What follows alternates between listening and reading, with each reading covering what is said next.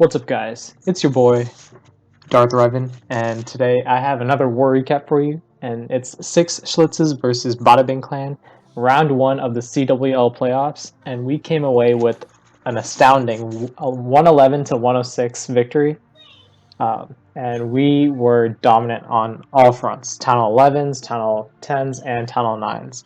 And today I have two of our co-leaders at 6 here with me. You guys want to introduce yourselves? What's up, guys? It's Flip. Yo, what's up? It's Tom Tom here. Yeah, so they'll be helping me comment out through this recap.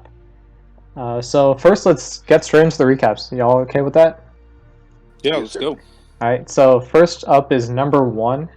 I press play, and this is an attack by Matty J. He is one of our premier Town Hall 10v11 hitters. And this guy almost never fails to come up with like a 10v11 6-pack, as we call it. And so basically what he's trying to do is come in with a stoned entry with Valks and a couple of baby dragons and wizards to funnel and get that percentage. And he comes in at around 4 o'clock with bowlers.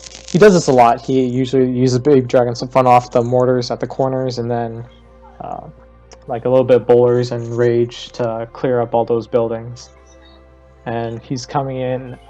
That's his just to get percentage. His main kill squad is coming in from like the top portion, and they are trying to enter into that town hall through that inferno compartment.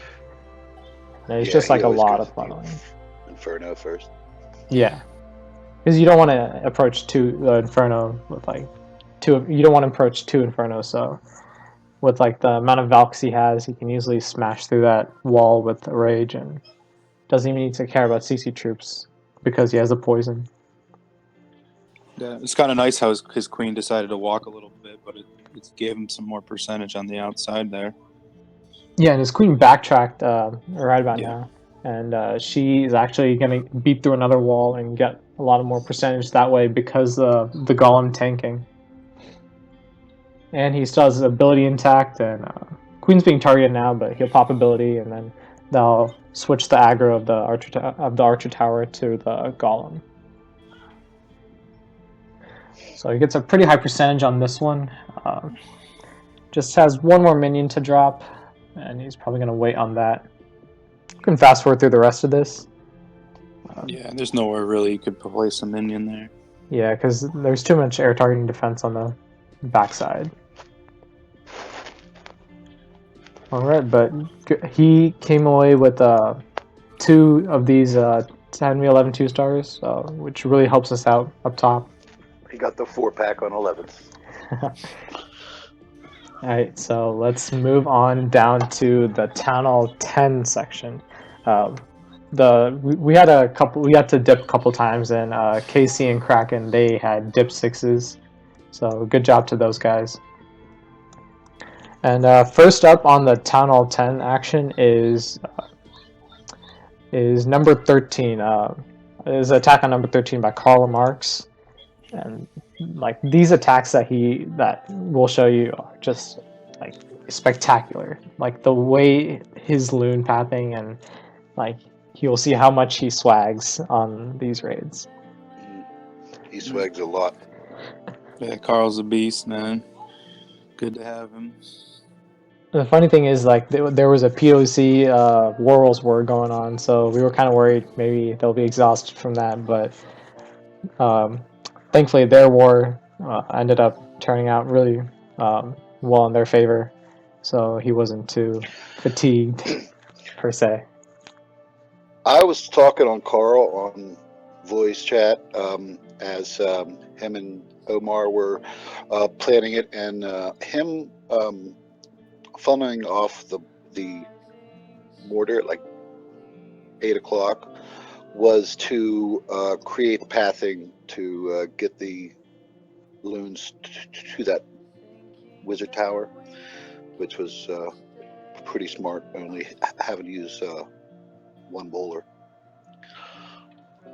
Because like I think we had to run this like a couple times before. Like Omar, he tried to run it, and he ended up like coming away with like 97% or something crazy like that. Because there was 99, like I think it was.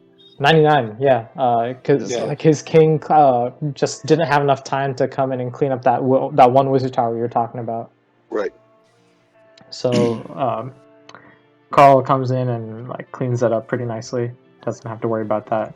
And at the end here, if you've noticed, he swags out his BK and haste. He never Like uses his king. that's just crazy. Like I can't imagine someone doing that. He didn't. Hey, he didn't have to use it the whole war. That's true. But we'll see in his next. You'll see. You'll see in his next one. He didn't have to use it.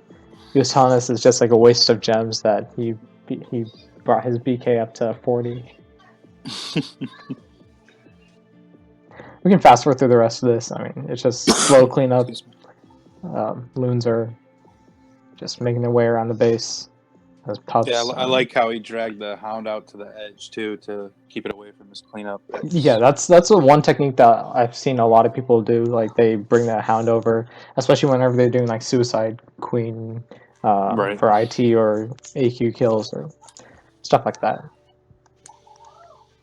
And next one is attack by Brock, or Big Man, as he's known.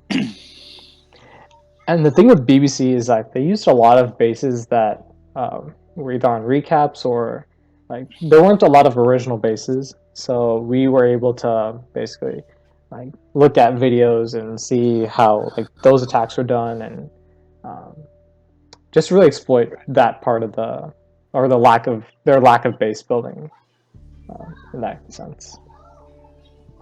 Yeah, that's a big thing right now. I mean, you have to have original bases, and I think a lot of the mentality for a lot of people is well it's Town Hall 10 and 10v10s are hard anyway, so it doesn't really matter if this has been shown or whatever. You just still have to execute it like Big Man is doing here. But you got to be original. You can't reuse bases that have been 3-starred. Yeah, he uses his queen and gets half the base. Yeah, this queen charge coming in, picks up the Inferno Tower, AD, just really, really getting tons of value from this queen charge. And on the scout that he requested a scout with this like similar plan, and the person scouting like they were hung up on this lava hound for quite a while, and he was worried that he might actually time out, but as long as he got that central air defense, he doesn't really need to worry about the rest of the base, because like as you'll see, like his lava hound that he has in his clan castle will die almost immediately, and it's just there to soak up some traps and some time.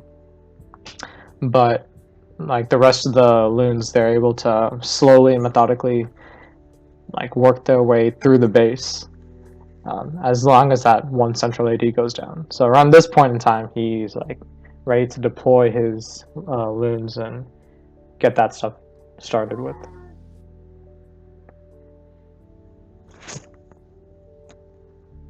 It comes in from both sides with loons. Yeah, Queen just collapsing on everything. Yeah, queen tanking in the middle for the expo.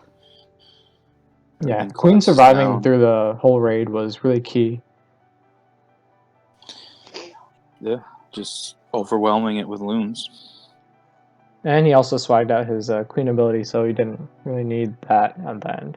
He pops it to help with cleanup, but at this point, there's nothing besides time that could stop the raid. And we can fast forward through the rest of this. Yeah, and this was actually pretty early on in the war, relative to the other Town Hall 10 hits. Right, I think it was the second 10v10 triple that we had. Yeah. So that put us out into a good spot. Alright, so next up is 15. This is by Omar. And this was our first Town Hall 10v10 of the war, so it really put us off on a high note. And like BBC, they couldn't really match our 10v10 scores until like late. They got like 2 late triples, but early on we were like pretty much dominating them. So he's just funneling off with bowlers. Like bowler funnels, like even though it's like 12 space, they get so much value, more so than like the king, or more so than like wizards and whatnot. So just breaking into the Inferno Tower compartment, trying to take out that and maybe that other air defense. Dropping in another giant to tank the Archer Tower, so he doesn't have to pop ability too early, and King's also tanking.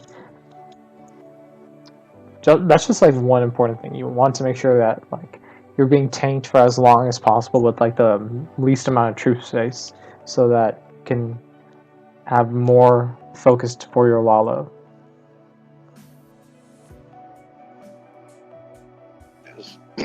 Those expos are killer in a lot. He handles them well. Yeah, without like a heal for your Lalo and those expos or something like that, it's kind of hard to deal with them. So haste through the last Inferno. Doesn't need a freeze for it. Skelly spell to get the queen. Yeah, that was one key thing. That a lot of people are doing these days, like Skelly spells, rage and Skelly spells. Yeah, with like a more centralized AQ, you know, that's the way to go. Like even if you like try to prevent that with like bomb towers or like Teslas, it's as your flight is pathing over it, it's like everything's being distracted. Even the bomb towers, they'll be taken out relatively quickly because like usually rage your loons or that area, and then you drop your Skelly spells, right? Yeah, but yeah, he's gotten really good at being like patient with that Skelly spell drop, with making sure everything is off. You know, because if you drop it too early, then like mortars or something, or like bomb towers can like demolish your your skeleton spells. Right. Alright, so we can go down to, what is this, number 16. Yeah. Carl's second hit. There's that man again. Yeah, you got the 6-pack this war. And this base was kind of tricky, because we used like a couple attacks. Like Maddie used a couple attacks on it, and yeah. Like we had Simon use attack. Fourth attack on it. Yeah, I scouted this base too, and after I scouted it, I was like, this base is done. But it took us, you know, the Queen Walk had a lot of variations in it, the way that she was choosing to go. So it was, you know, a couple times she would walk the wrong way or not take the wall breakers and walk into the base. So, you know, a couple, you know, AI kind of mishaps, you know, led to us using multiple hits here. But for the most part, the plan was solid from the beginning. Carl just made a few tweaks, right here with this bowler to take out that AD. We were having the queen kind of go back up, backtrack and take it out. But he comes in with those 2 nice bowlers and just takes it out. Because the queen, like I think the original plan was to have the queen walk up north, but after seeing your your scout, we had to change up the plan, and we had to change that up, and we decided to go with what we were seeing in front of us, because we don't want to force anything. And just like queen being taken out by a Skelly spell again. No need to use like waste, or not waste, but like no need to like use resources to for like a kill squad to take out queen. You can just have like one spell space, one elixir spell space. That was the other thing that we kept doing, was using like a small kill squad to go in there and get the queen kill. But you know, the way that Carl did it with the Skellies was perfect. As you can see here, he's dropping them, and even with the bomb tower there, still didn't make any difference. Because like if you bring like a max Skelly spell, there's like so many Skellies that are being spawned. It's hard. It's hard to like stop that unless you like give the bomb tower time, or if like the bomb tower is taken out as you drop them, and then Skellies die, or something crazy like that. And as you can see, like the very end, like he'll deploy his BK at 9 o'clock and doesn't even need that. And the rest of that is just cleanup, and we can go into number 2 swag BKs. Yeah, I just don't understand how that's possible. Like I'll be so scared to like plan a swag BK or like not have a plan for the BK ahead of time. Like he just goes in. I personally I don't like to swag anything, not let alone swag an arrow. So good for him, man. All right, so we can go into number 18, and we had to skip 17. Okay, so there was a bit of an issue here. Tom, you want to explain? Tom or Flip? Yeah. So basically, what happened was that they had a Town Hall 10 who somehow had a base build without Inferno Towers. I don't know how that works with the mechanics of the game, but somehow he was able to have a base without his Inferno Towers up in it. And, obviously we didn't want to get a cheap 3-star, and, it was a mistake that they made, but we wanted to accommodate it. So we worked with BBC, and we just said that they can't hit our lowest base and we won't hit that base. So we kind of took them off the map. Offensively, both people were able to use their attacks. So that's pretty much what happened.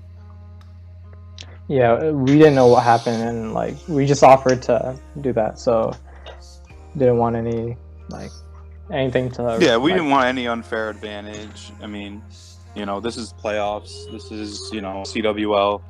So we want to, when we win, we want to win the right way, and not get any cheap 3-stars. Yeah, so let's go down to number 18, which is attacked by Thunderlips, also by Carl. That's his second account that he runs.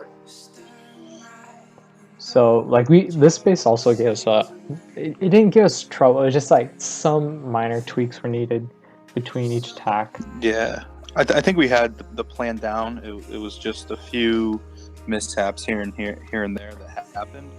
But it is an original base, so sometimes it could give you a little bit of trouble if you've never seen anything like it before to really get the final plan down. And the key that I thought the key change that people made whenever they were hitting this, like Maddie hit this before, and he made this change. He dropped a haste and 2 loons to take out that Tesla and Archer Tower, with the Baby Dragon to tank and take out the Skellies, and like taking out those traps really helped his Lava Hound survive longer. Because in the previous raids, we would try to do that, and the Lava Hound would die pretty quickly because there's a black mine there, and that would really the loons are pretty slow, even with all the haste, and they wouldn't survive long enough, or the Lava Hound wouldn't survive long enough to tank for those loons.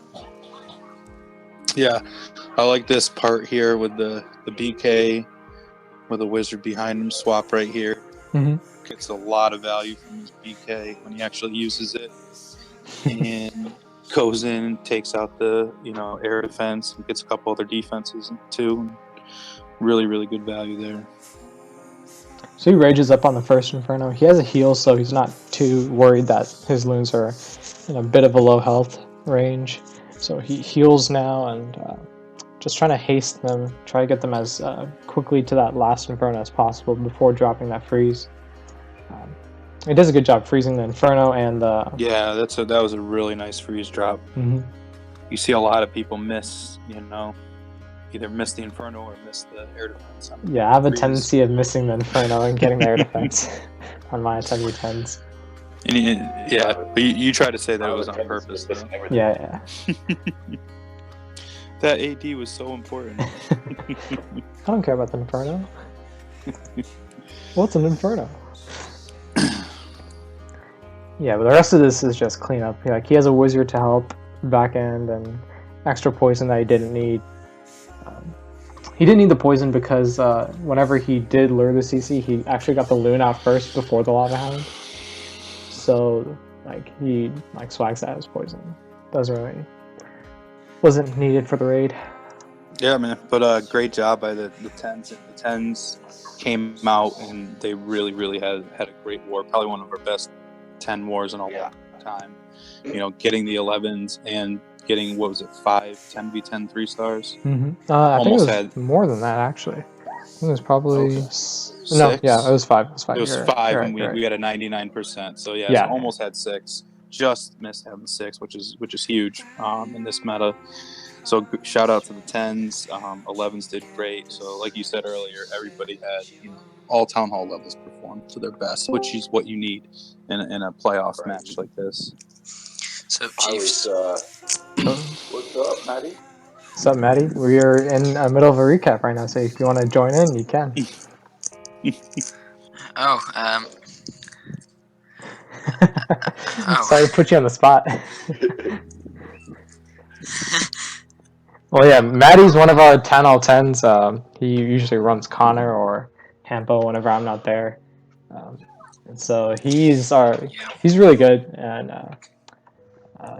you have anything else to say? I Or? won't get that far. No, you got to give yourself credit when it's due. You've had some pretty nice triples in the past few wars. Yeah, true. I think I'll leave you guys to it then. All right. All Oi, right. Maddie. Thanks for the cameo. Cheers. I had a feeling that was going to happen. Yeah. Okay, so we'll get down to the Town Hall 9 action. Yeah. This is where the That's where wars you guys are won. shine. It's where the wars are won. All right, so we have number 19 up first. Yeah, we got our boy Thunder to the strike coming in with the Suicide Hero Quad Lalo. Definitely, this is one of his go-to attacks. Usually, he's able to pull some 6-packs with this almost every war, so he's one of our better Town Hall 9s. He's great at using them skelly spells to take out an air defense. Yeah, sometimes he takes out the queen, sometimes he takes out the Queen air or defense. the air defense. Yeah, he's really good at doing this style of raid. And you see here he's coming in with the Suicide Heroes, gets a Tesla, gets some trash building, but really his objective here is to come in and take out that air defense, as well as the CC, which really doesn't matter since it's a Hound. So, his queen dies, which actually kind of helps him out, so the Hound doesn't get popped. So, he gets his objective done there, and then he starts in with his Lalo. 2 Hounds on the first air defense, and we got some loons coming behind it. Rage down, and there's the Skelly spells to take out the queen. As you see, he's just working counterclockwise with his Hound loon deployment, and just really smoothly working through the base here. Scott still has a Hound and 8 loons in the bag, and there goes his last Hound. I like how he has a heal in the bag, and he also has 5 loons to kind of come in and help on the backside here as his loons work through the base. Probably could have got his cleanup started a little earlier, but I'm sure he was watching, his Hound deployment. I mean, his loon deployment here at the end. And one thing I saw was that he dropped archers at the corner to lure the Hound away, so that again same thing we saw at the Town Hall 10 raids, which he's got one pup on the Hound, and that's not going to pop it. So looks like he's got a grip of balloons here and a nice swag heal. So GG to Thunder. Yeah, great job to Thunder. He's like one of our best cleanup guys. Yeah, you got a Hound in your CC. He's gonna get you every time. All right, so let's go down to what was the next one? Number 21. Tom? Number 21. Your raid. Hey. Talk us through it. Every once in a while. Well, when I first saw this base, I was at a hockey game. I couldn't really get on I usually do a fresh hit, but I saw this base and I saw the way that the 3 air defenses were set up, kind of all close to each other. So I knew I wanted to come in with a queen charge and get all 3 of them. This is an attack that I picked up from snip and war whales, the TDH they call it. But it's a really, really effective raid. You see me drop that king with some wizards behind it to kind of walk the other side of the base, clear trash, and just get quicker to that other air defense, just in case something happened with my queen. I wanted to make sure I had all the 3 air defenses down. So you could see that the BK's working around here, and the queen's going in, taking out the CC. I was debating to bring a poison, but I figured I could get through her with the ability and some rages.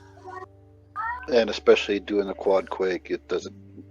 Yeah, it give you doesn't a really whole leave lot you of too many options. spells. Yeah, I wanted to make sure that I could keep my queen up, and I use all 3 rages on the queen. You'll see as she's sitting in the core there, as I start the loon deployment from 6 o'clock and start soaking up some of the aggro and traps. And then you drop the minions right behind him. When the minions do a ton of work as they work through the base, all the defenses are getting taken out by the loons, and they just really, even without a queen kill, they'll take out the queen for you every time. Yep. Got the expo tanking by the queen, and this is GG here, man. Yeah, loons put in a lot of work, and that hound as well. Like they really cleared Yeah, up a still lot of have the section. still have a hound up. This base was wrecked. I was pretty excited about this one because I pulled this off in the one hive when we just had a random versus one hive, but this is like my second time doing this in the war. So Yeah, it's a really sexy it was tank. funny because they actually tried the same type of raid like right before I went in, and they failed miserably, and everyone's like, you sure you really want to do that raid? I'm like, no, I got this. Alright, so that was Tom on 21, and we'll move down to number 25, which was by Liam. Flip, you want to handle this? Honestly, I never even watched this yet, so I'm watching it for the first time. Live commentary from Flip. What I liked about this raid when I was looking at the 9s was, how he was able to come in with this Quadlalo Zap Quake. It's kind of he likes kind of that an Zap awkward Quake. base. Yeah, he's big on Zap Quake. Suicide Heroes, just really, really well executed. As he's going through here, you see him taking out the enemy queen with his heroes. Oh, is it just me, or does this base look like something that was there like a couple of metas ago? Like I remember whenever I was a Talon 9, I used to see this base like back in like March or something like that. I don't know. Yeah, For it's some got reason, kind of it seems really familiar. Just that like core area. It's kind of like a dead zone. Yeah. Except it's not a dead zone. it's kind of like a trick dead zone. Kind of make it a little bit difficult for an air raid, but as you see here, Liam doesn't care. He comes in. He's going right into the sweeper, but he's got plenty of hounds, plenty of haste to get through that section. I mean, I just thought the hound and loon deployment was really on point in this raid, so I really liked it. I mean, he's got tons of balloons working through the base. And I like how he's dropping his cleanup pretty early on, so he doesn't have to worry about time. Yeah, early cleanup's always good, man. And goblins are actually a pretty underrated troop for cleanups, and because like people bring a lot of archers, and like archers they're good, but they don't have the speed or efficiency of goblins, especially when there's a lot of like collectors and like mines outside. Yeah. And storages especially. Like if you can, I personally never use goblins, but that's the point. Like if you can funnel off, like, because like for example, like in a queen walk that I was trying to do like a couple wars ago, like I brought 2 goblins in instead of like a minion or something, because like they will clear out like a line of collectors faster than a minion ever could. And just that having that like that speed like in your funneling or in like your cleanup, it can be the difference maker in like a 3-star or like a high percentage 2-star. Yep. Yeah. And we got the little bit of a semi-swag spell at the end here. Useful swag. A little useful swag, yeah. Just to get speed it up a little bit. Good job, Liam. It was an awesome attack. Excellent. All right, next one is Boss Man on 29 Ares. Yeah, Ares had a great war and did this raid a couple times. I like this one better than his second one, just because the way that his queen did. So you'll see it coming through. It's gonna quad quake, Lalo this base with a queen charge. Starting off with some cleanup troops, kind of getting some trash on the outsides. And he's going to drop his queen with some funneling, baby drag to funnel. Right. So obviously the objective here is to get both air defenses, the clan castle and the queen. So a lot of value. So it's worth, even using the quad quakes, and all the troop space on the queen to get all those things done. It was a bit unfortunate that. Yeah, go on. He's also able to take 2 wizard towers out. Yeah. And that sweeper, which is gonna. Yeah. Well, I don't know if he gets that other sweeper on the right. Yeah, no, he gets tremendous value. His queen does come to an end here when the 2 expos get locked on her in a few seconds, but he gets enough done where it was definitely worth it to use that. Because I think the 2 expos were able to take her out because if you watched earlier, there was like a black bomb that just like decimated a healer, and so if he had that 3rd healer, I think she would have stayed up for the raid because there wasn't like 2 expos and like 4 healers under rage. They should be able to take it out, but like 2 or 3 healers, that's when it gets a little iffy. So now he's got a ton of balloons coming in on the back end here, and it did get air miners on the back end side, and he's got his king tanking on the bottom. I'm not sure why he's beating that wall, but the loons are coming through. He's got enough loons where even though he has 2 archer towers and a wizard tower to take out, he's got enough loons to get the job done. So it's definitely a nice raid by Ares. The thing about loons is that they kind of stagger if you watch like their pathing, like how they like move from defense to defense, from defense to defense. They have like that staggered, like they form like a line kind of instead of staying like one like cluster. Right, yeah. So a wizard tower blast doesn't get them all at the same time. It only gets like a couple of them. Yeah, like the ones running up front. So that's helpful. Yeah, Ares cleans this up. Nice job. It was a fresh hit too. So. All right, so let's move on down to number 32. Flip, your raid. You're up. One second, let me get to this. Yeah, all right. So you're up.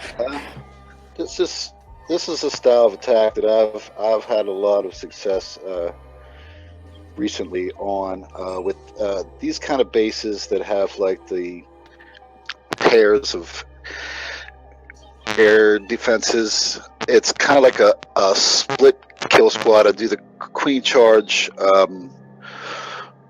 one side, and then I can use king and bullers on the other side. This was a cleanup, so I knew the Tesla farm, and I was able to just get it using my queen. I wanted to funnel off a couple of buildings over at 9 o'clock so that my king and bowlers take a jump, and I took a little bit too much off at 7, and you'll see that the bowlers kind of backtrack. Yeah, but how do you not drop a poison right here? Because I'm not very good. Plus, I wanted to use it on the queen anyway. Giant to tank wall breakers. Somewhere along the line, I thought I had an extra archer to put on the builder's hut at 3 o'clock. So it gives me a scare. Yeah, you always have to have an archer for builder huts. It's just like, that's a frustrating pain point for me. I had a couple of archers that I put on a couple other things to funnels, and then dragons with a couple of loons to take out that archer tower that they didn't even get there. But I really like that heal on the BK. No, I'm being serious though, because it gave him like enough reboost of his health that he was really able to get into the base and distract the other enemy BK and get that last air defense. I know it's not the most conventional method, but using a heal just on a BK, I think you brought it for the bowlers. Yeah, they got like the back like I said before. Right. The bowlers were planned to go in at the same time as the king, but the bowlers had to backtrack and get that cannon that was left up, and then they came around. But right about now, I'm freaking out because I'm like, that hut. I'm not going to get the hut. But MVP queen. Once my queen was smart, and she turned around and ran over. So that was it. I keep having success, even though there's a couple sloppy parts of it. I'm pretty happy with that style of attack. Yeah, I remember whenever I was at Talon 9, I used to love like queen charge drag, so it's nice seeing that there's still some use for drags in this meta. Like, it's not all about loons. There's. Alright, so our last replay for this recap will be number 34, Chubbs. And want to take us through it? Yeah, I really like this raid. Chubbs or Pika has been doing this a lot lately. He actually gets 2 of them. It was hard to pick which one to go with, but the thing I really like about this one is the queen kill. Would have liked to seen a couple wizards behind it, but it comes in with the kind of naked king with a baby drag behind it, and gets a really clutch queen kill with a baby drag. So it was really nice. Yeah, I recall watching it live, and the queen would have eventually got to the queen, but having that baby dragon. Yeah, the barbs, I think the BK died out, but like the barbs that he summoned were able to tank long enough for the baby dragon so that it can basically 1v1 the queen. And the poison to take out the CC troops and raging them through. And he has a couple of expos, as we talked about earlier in Ares' raid. He lost a healer, so that's why but usually a queen can take on 2 expos under raged healers. Under rage. So he can he almost gets 3 of the air defenses off this base, and he gets so much value off that earthquake. Just needs 1 and base. I've been definitely a big fan of earthquakes lately, just because there's so much variation, and if a queen's going to take a jump, you got to really funnel hard to make her go in. With the quad quakes, it's a lot easier just to kind of have her path right into a base, with all the walls open up. Because at that point, it's not like she's jumping over something, and it's not in her line of sight. I think her AI changes at that point, and so that it's as if there are no walls at all. It is as if there are no walls at all, and she can just waltz in and take stuff out. Yeah. And you don't have to use wall breakers. Yeah. There's just less things that can go wrong when you quad quake. You are dedicating 2 spells, but I think in the end it's worth it to kind of take care of the uncertainties of what your queen's going to do. And usually people end up with swag abilities or even without them. Yeah. Alright, so that's the end of this recap. But if one of y'all want to shout out the 6-packers for the Town Hall 9s. Yeah, we had quite a few Town Hall 9 6-pack guys. We had yeah, we had the Groundinator, who's always good for a 6-pack. Ares the Boss, Pikas, and Thunder to the Strike, and Daniel too. So great performances by them. We always need guys to get 6-packs. It frees up for scouts. We ended up with like 8 or 9 scouts to score. So definitely, We were able to scout a lot. Yeah, we were off to a rough start at first, but we really bounced back with our cleanup guys. And yeah, we had great cleanup. I think at one point we were like 9 for 10 on attacks at the end of the war. So really helped out our hit rate. And when your 9s perform and are able to give the 10 scouts, you have a war like this. So everybody has a job to do. And they did it this war, so I was really proud of the team, and looking forward to moving forward in the playoffs. On to the next one. yeah, on to One Hive. So we'll catch y'all next week. All right, later, guys. All right, see ya. And, Yeah, I've been killing this shit. Yeah, I've been hard in the paint, not a single assist. Yeah, I've been flicking that wrist. Yeah, I've been cooking that shit, now they fucking with this.